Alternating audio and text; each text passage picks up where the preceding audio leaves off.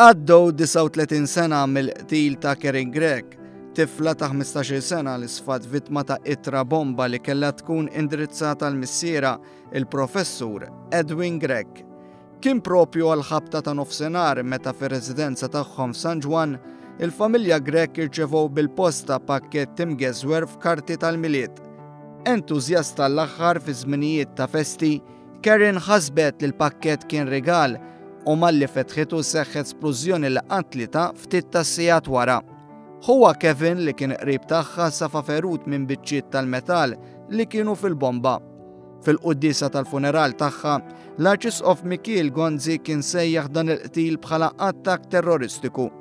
Kien qtil b'mottiv politiku minħabba li t-tabib Gregg baqa' jaqdi d-dmirijiet tiegħu bħala tabib pubbliku anke jekk kien għaddej strajk tat-tobba f'pajjiżna. Dakinhar ta' din it-traċedja, it-tabib Paolo Ketkuti Caruana li wkoll baqa' jaħdem waqt l-istrajk irċieva pakkett identiku bil-bomba. Dan ħalla l-iktar evidenza importanti fi din il-pulizija, it-tip ta' bomba infisa.